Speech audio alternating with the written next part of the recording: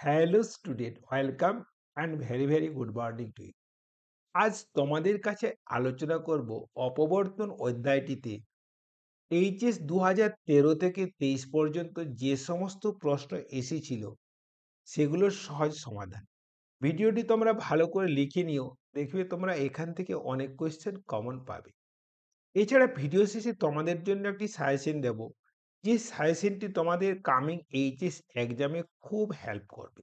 Like share করতে ভুলবে না, আর ভিডিও শেষে একটি কমেন্ট করো, যে কমেন্টটি আমার পরবর্তী ভিডিও দিতে খুব হেল্পফুল হবে।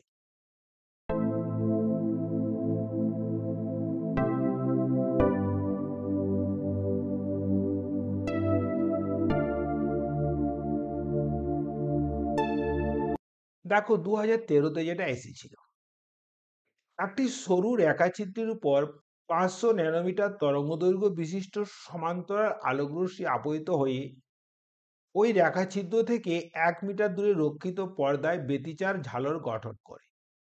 যদি পর্দার কেন্দ্র থেকে প্রথম অন্ধকার পটিত ব্যবধান 2.5 মিলিমিটার হয়, তবে রেখাছিদ্রের বেদ নির্ণয় করো। তাহলে দেখে নাও, আমাদের এখানে স্মল এ রেখাছিদ্রের বেদ বের করতে হবে। দেখো ল্যামডা কত দিয়েছে বলো তো, না ল্যামডা দিয়েছে বলো তো 500 ন্যানোমিটার, মানে কি বলো তো 500 ইন্টু 10⁻⁹ মিটার। কারণ তোমরা জানো 1 ন্যানোমিটার সমান 10⁻⁹ মিটার। আবার দেখো ক্যাপিটাল ডি দেওয়া আছে কত বলো তো 1 মিটার। আর দেখো কেন্দ্রীয় পটি থেকে প্রথম উজ্জ্বল পটি অর্থাৎ y1 এর দূরত্ব দেওয়া আছে 2.5 মিলিমিটার, মানে 2.5 ইন্টু 10⁻³ মিটার। তাহলে তোমরা জানো কেন্দ্রীয় পটি থেকে প্রথম অন্ধকার পটির দূরত্ব y1 ইকুয়ালস টু কি বলতো ল্যামডা ডি বাই এ, তাই না? তাহলে বলতো এটা কত হয় বলতো ল্যামডা ডি বাই y1, বসিয়ে দাও। ল্যামডা কত দেওয়া আছে বলতো এখানে, ল্যামডা দেওয়া আছে 500 ইন্টু 10⁻⁹ ডিটা কত দেওয়া আছে বলতো 1, আর এটা কত দেওয়া আছে বলতো 2.5 ইন্টু 10 কি বলতো এটা -3, তাই তো? তাহলে দেখো ওপরে আছে 5 আর নিচে কত 2.5 ইন্টু এটা কত হলো বলতো 10⁻, এটা -7, এটা -4। তাহলে কত হলো বলতো এটা 2 ইন্টু 10⁻⁻⁴ মিটার, মানে কি বলতো এত মিটার আসছে। তাহলে এটা হবে 0.2 মিলিমিটার হবে কি বলতো রেখাছিদ্রের বেদ। বোঝা গেল? 2014টা দেখে নাও, একটি সরু রেখাছিদ্রকে একবর্ণী আলোয় আলোকিত করা হলে পর্দায় গঠিত এর অপবর্তন ঝালর কিভাবে গঠিত হয় তা বিবৃত করো, তাই না? তাহলে দেখো একটি সরু রেখাছিদ্রকে একবর্ণী আলোয় আলোকিত করা হলো, পর্দায় গঠিত অপবর্তন ঝালর কিভাবে গঠিত হয় তা বিবৃত কর। দেখো এই একটা উৎস, এই উৎসটা এই সামনে যে একটা উত্তল লেন্স আছে না, তার ফোকাসে রাখা আছে। ধরো এই একটা উত্তল লেন্স আছে, এই উত্তল লেন্সের ফোকাসে উৎস রাখা আছে। তাহলে দেখো উৎস থেকে যে প্রতিসৃত আলোকরশ্মি হবে, সেই প্রতিসৃত আলোকরশ্মি কি বলতো সমান্তরাল হবে, হবে কিনা বলো? তাহলে এই সমান্তরাল হলো। তাহলে এই সমান্তরাল আলোকরশ্মি বলতো সমতল তরঙ্গমুখ গঠন করবে। তাহলে এটা হলো ধরো সমতল তরঙ্গ। এখন দেখো এখানে একটা রেখাছিদ্র আছে, তাই না? দেখো এই রেখাছিদ্র, এই রেখাছিদ্রের উপর এই কি বলতো সমতল তরঙ্গমুখটি, ধরে নাও এর নাম এবি, এবি আবর্তিত হলো, তাই না? এইখানে একটা আমরা লেন্স রেখে নিই, এইখানে কি বলতো আর একটা লেন্স রাখি, আর পর্দাটা কোথায় রাখি বলতো, না এর ফোকাসে রাখি, তাই না? এই ফোকাস রাখি, এটা হচ্ছে পর্দা। দেখো এবি তরঙ্গমুখের বেশিরভাগ অংশই কোনো অপবর্তন না ঘটিয়ে সরাসরি কোথায় পড়ে বলতো, না কেন্দ্রীয় পটি গঠন করে, এবং এর খুব কম অংশ অপবর্তিত হয়ে এরকম ভাবে অপবর্তিত হয়ে, এরকমের অপবর্তন হচ্ছে অপবর্তিত হয়ে, দেখো পর্দার উপর পি বিন্দুতে একটা তারা মিলিত হয়েছে, পি বিন্দুতে তারা মিলিত হয়েছে, তাই না? এরপরে দেখবো এই দুটো রশ্মির মধ্যে পথ পার্থক্য কত। তাহলে দেখো যদি আমরা পথ পার্থক্য দেখি, আমরা এখান থেকে একটা লম্ব টেনে নিচ্ছি, দেখো এখান থেকে আমরা লম্ব টেনে নিচ্ছি। দেখো এইখানে যে কোণটা সেটা থিটা, যদি থিটা হয় তাহলে এই কোণটাও থিটা হবে। তাহলে বলো তো এই পদ পার্থক্য এটা কত হবে বলো তো? এই পদ পার্থক্য এ হবে কত বলো তো? a sin theta. দেখো যখন a sin theta equal to কি বলতো? n ল্যামডা হবে। তখন কি বলতো? P বিন্দুতে অন্ধকার বিন্দু সৃষ্টি হবে। যখন n ইকুয়াল টু 1 তখন প্রথম অন্ধকার বিন্দু, যখন n ইকুয়াল টু 2 তখন দ্বিতীয় অন্ধকার বিন্দু, n equal to 3 equal to তৃতীয় অন্ধকার বিন্দু। এখন দেখো এই ছিদ্রদ্বয়ী থেকে যদি পর্দার দূরত্ব ক্যাপিটাল ডি হয় আর এটা যদি ওয়াই হয়, তাহলে দেখো এইখানে লিখতে পারো না এ সাইন থিটা, তো থিটা ভেরি স্মল ভ্যালু, তাহলে এ থিটা ইকুয়ালস টু কি বলতো এন ইন্টু ল্যামডা। আবার দেখো থিটা ইকুয়ালস টু কি হবে বলতো এন ল্যামডা বাই এ। আবার তোমরা থিটা লিখতে পারো কি বলতো ওয়াই বাই ক্যাপিটাল ডি। তাহলে দেখো এখানে Y by capital D equals to N lambda by A. তাহলে দেখো ওয়াই পাচ্ছ কি বলতো এন ল্যামডা ডি বাই কি বলতো এ। তাহলে দেখো এই প্রথম অন্ধকার বিন্দু দূরত্ব কত হবে বলতো Y one, N equal to one বসিয়ে দাও কত ল্যামডা ডি বাই এ। দ্বিতীয় অন্ধকার বিন্দু দূরত্ব কত বলতো ল্যামডা ডি বাই কি বলতো 2 ল্যামডা ডি বাই এ। তাহলে দেখো প্রতিবেদ কত বলতো না পরপর দুটো অন্ধকার বিন্দুর মধ্যে দূরত্ব, তাহলে কত হলো ল্যামডা ডি বাই এ। বোঝা গেল? আবার দেখো এই উজ্জ্বল বিন্দুর ক্ষেত্রে যদি এ সাইন থিটা ইকুয়াল টু কি বলতো এ সাইন থিটা ইকুয়ালস টু এটা কি বলতো 2n plus 1 into lambda by 2 হয়, তাহলে কি বলতো কোনো উজ্জ্বল বিন্দু সৃষ্টি হবে।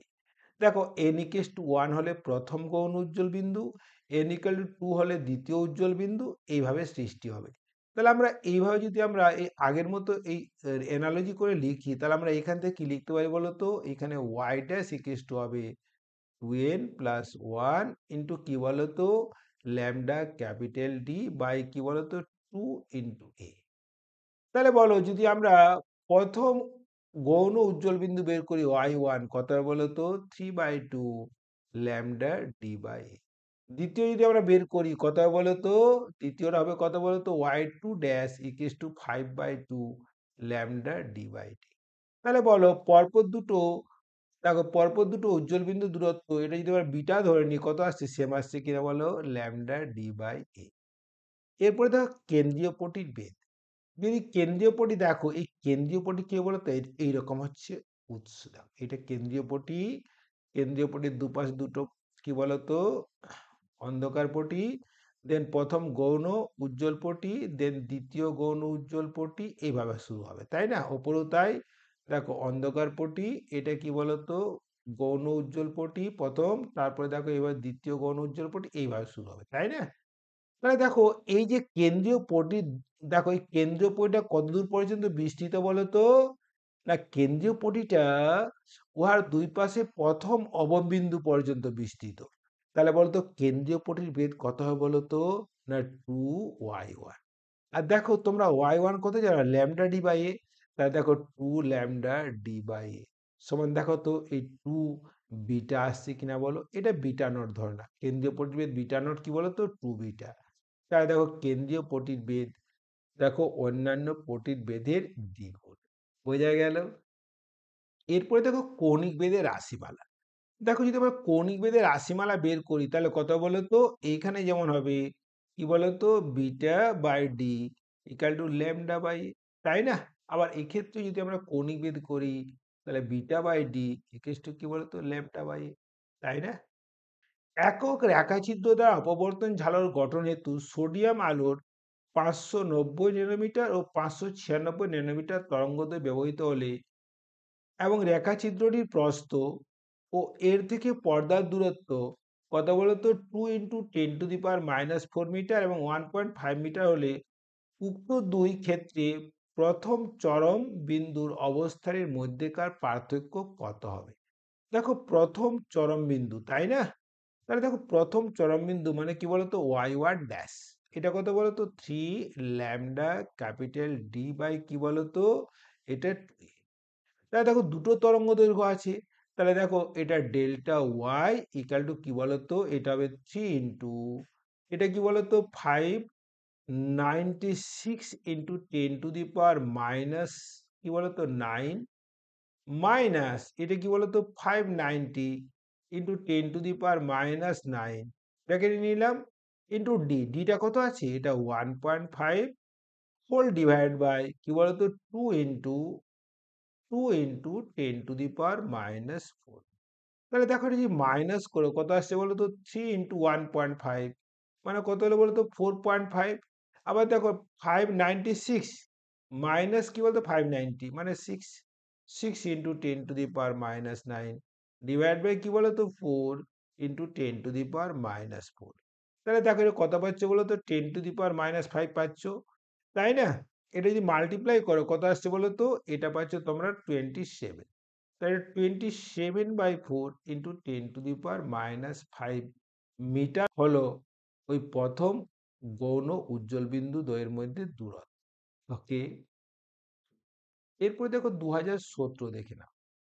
একক রেখাচিত্রে অপবর্তন ও যুগ্ম রেখাচিত্রে ব্যতিচারের ক্ষেত্রে তীব্রতার বন্টন লেখচিত্র অঙ্কন করো। তাহলে দেখে নাও, খুব সিম্পল। দেখো এটা আমি প্রথমে করছি কি বলতো, এটা করলাম প্রথমে আমি ব্যতিচার ঝাড়ের ক্ষেত্রে করলাম। তো ব্যতিচারের ক্ষেত্রে কি হয় বলতো না, প্রতিটি উজ্জ্বল পটি এবং অন্ধকার পটির মধ্যে দূরত্ব সমান হয়। দেখো প্রতিটি অন্ধকার বিন্দু ও উজ্জ্বল বিন্দুর মধ্যে দূরত্ব কি বল, প্রতিটি অন্ধকার বিন্দু ও উজ্জ্বল বিন্দুর মধ্যে কি বলতো পটিভেদ একই হয় দেখো, এবং এর প্রতিটি তীব্রতাও একই হয়। ওকে, এটা হলো কি বলো ব্যতিচার, তাই না? তাহলে ব্যতিচারের কি বৈশিষ্ট্য হচ্ছে বলতো না, পটিভেদ অন্ধকার পটিভেদ উজ্জ্বল পটিভেদ সমান হবে আর উজ্জ্বলতাও সমান হবে।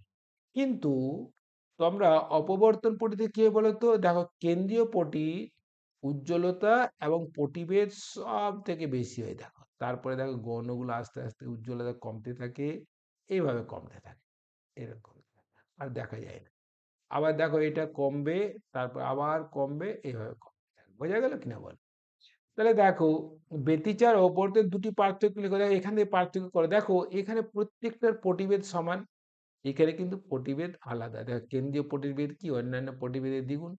দেখো এর উজ্জ্বলতা সমান আর এর উজ্জ্বলতা সমান নয়, কেন্দ্রীয় পটির উজ্জ্বলতা সব থেকে বেশি, তারপর উজ্জ্বলতা আস্তে আস্তে আস্তে কমতে থাকে।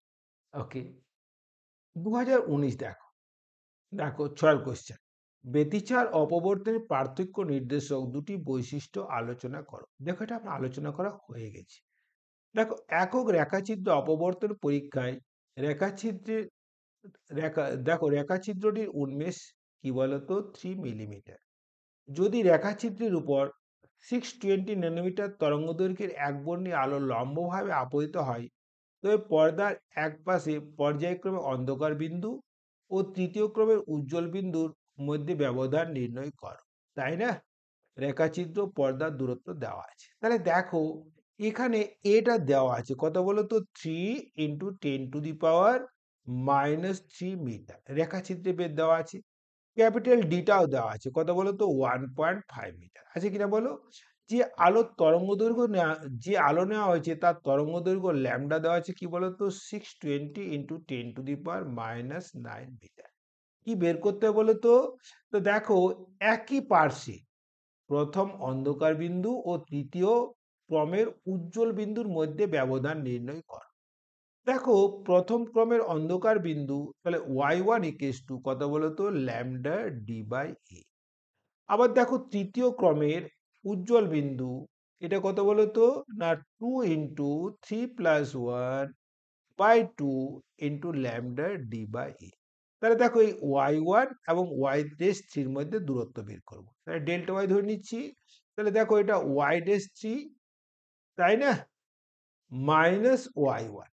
তাহলে দেখো এটা কি বলতো λd/a। আর এটা কত বলতো, এটা কত আসছে 6/7। দেখো এটা 6/7 7/2। তাহলে দেখো 7/2 λd/a মাইনাস λd/a মানে কি বলতো 5/2 λd/a। মানগুলো বসিয়ে নাও, তাহলে দেখো এটা 5/2 ল্যামডা কত আছে বলতো, এটা 620 × 10⁻⁹ ইন্টু এটা কত বলতো 1.5 ডিভাইড বাই এটা কত বলতো 3 × 10⁻⁻3, তাই তো? তাহলে দেখো এটা আর এটা কেটে নাও কত 2 হলো, তাই না? তাহলে আসছে কত বলতো, এটা আসছে 3100 ইন্টু 10⁻⁻৯, আর 10⁻³ আছে না নিচে, সেটা উপরে গেলে +3 হবে, তাই না? ডিভাইড বাই কি আছে বলো তো, 4 আছে। তাহলে দেখো এটা 31/4 ইন্টু 10⁻, এটা কত -6, এটা তাহলে -4 হলো, 10⁻⁻4। এই ডিভাইড করো, কত আসছে বলো তো? না, এটা আসছে বলো 7 পয়েন্ট কত বলো তো, 75 ইন্টু 10⁻⁻4, মানে কত পেলে বলো তো? এটা মিটারে আছে, তাহলে 0.775 মিলিমিটার হলো এর মধ্যে দূরত্ব। কি বলতো? তৃতীয় ক্রমের উজ্জ্বল বিন্দু এবং প্রথম ক্রমের অন্ধকার বিন্দুর মধ্যে দূরত্ব, তাই না? বোঝা গেল? 500 ন্যানোমিটার তরঙ্গদৈর্ঘ্যের একটি সমান্তরাল পটির আলো সংকীর্ণ ছিদ্রের ওপর আপতিত হয় এবং ফলশ্রুতি হিসেবে অপবর্তন সৃষ্টি হয় 1 মিটার দূরে একটি পর্দায়। এটির কেন্দ্র থেকে প্রথম সর্বনিম্ন অপবর্তন গঠিত হয়। তাহলে দেখো কি কি দেওয়া আছে বলতো? 500 ন্যানোমিটার তরঙ্গ দৈর্ঘ্য, আর ক্যাপিটাল ডি মানে কি বলতো? একক রেখাচিত্র থেকে পর্দার দূরত্ব 1 মিটার, এটা মনে রেখে নিও। 2.5 মিলিমিটার দূরত্বে, তাহলে কি বলতো? তাহলে দেখো প্রথম সর্বনিম্ন মানে কি y1 বিন্দু যে তৈরি হয়েছে সেটা কত বলতো? 2.5 মিলিমিটার দূরত্বে। তাহলে এটা কি বলতো? 2.5 মিলিমিটার ইন্টু 10⁻³ মিটার হলো কি বলতো? y1। ছিদ্রের বেধ নির্ণয় করো, মানে কি বলতো? তোমাকে এটা বের করতে হবে। দেখো ডিটা দেওয়া আছে কত বলতো? না 1 মিটার, আর ল্যামডা কত দেওয়া আছে বলে কত? 500 ন্যানোমিটার, আছে কিনা বলো? তাহলে দেখো তোমরা জানো y1 equals to lambda D by, তাহলে বলো এখান থেকে এ কত লিখতে পারো? না ল্যামডা ডি বাই y1। দেখো ল্যামডা কত আসছে বলো তো? 500, ডি কত আসছে? 1, আর y1 কত আসছে বলো তো? 2.5 ইন্টু 10⁻, কি বলো তো? -3, আর এটা ন্যানোমিটার আছে তো, তাহলে এটা 10⁻⁹ হবে। তাহলে দেখো এটা 5/2.5 ইন্টু কি বলতো? এটা 7, এটা 4, 10⁻⁻4। তাহলে দেখো রেখাছিদ্রের বেধ হলো কত বলতো? 4 ইন্টু 10⁻⁻4 মিটার। ওকে, দেখো 2022-এ যে কোশ্চেনটা এসেছিল, দেখো এ বেধে একটি সরু রেখাছিদ্রের উপর ল্যামডা তরঙ্গদৈর্ঘ্যের আলো আপতিত হয় এবং ছিদ্র থেকে বি দূরত্বে পর্দায় অপবর্তন সজ্জা দেখা গেল। অপবর্তনের সজ্জায় আলোর তীব্রতা বন্টনের চিত্র অঙ্কন করো এবং কেন্দ্রীয় চরমবিন্দু থেকে প্রথম মুখ্য চরমবিন্দু রাশিমালা নির্ণয় করো। দেখো এটা আমার ব্যাখ্যা করা হয়ে গেছে। এরপরে দেখো 2023 সালে কি প্রশ্ন এসেছিল, দেখো এই শর্ট কোয়েশ্চেনটা দেখো। একক রেখাছিদ্রের জন্য অপবর্তন গঠনে গৌণ চরমবিন্দুটি পাওয়ার শর্তটি হলো। তাহলে দেখো প্রথম গৌণ চরমবিন্দু পাওয়ার শর্ত কি বলতো? দেখো এটা হচ্ছে এ সাইন থিটা ইকুয়াল টু কি বলতো? 3 ল্যামডা/2, তাই না? দেখো এই একক রেখাচিত্রের জন্য অপবর্তন গঠনে গৌণ চরমবিন্দুটি পাওয়ার শর্ত হলো, দেখো যদি এ সাইন থিটা ইকুয়ালস টু কি বলতো? 2n+1 ইন্টু ল্যামডা/2 হয়, তাহলে আমরা কি বলতো? আমরা n তম গৌণ চরমবিন্দু পাবো। কোন অপশনটা বলতো? দেখো এটা নয়, এটা নয়, দেখো এই অপশন। এরপরে দেখো এই চ্যাপ্টারে কি কি ইম্পর্টেন্ট কোশ্চেন আছে দেখো। অপবর্তন কাকে বলে? ফ্রনহপার ও ফ্রেনের অপবর্তনের পার্থক্য ভালো করে করে নিও, এবং ফ্রনহপার অপবর্তনে একক রেখাচিত্র পরীক্ষার ব্যবস্থাটি ভালো করে করবে, ইন্টেন্সিটি বন্টনটা ভালো করে করবে এবং প্রতিবেদ নির্ণয় করবে। আর এখান থেকে অঙ্কগুলো করে নিও। লাইক শেয়ার কমেন্ট করতে ভুলবে না। আর কি ফিজিক্সে 70-তে 70 বা 70-র খুব কাছাকাছি নম্বর পেতে হলে আমার চ্যানেলটা দেখতে থাকো। ওকে।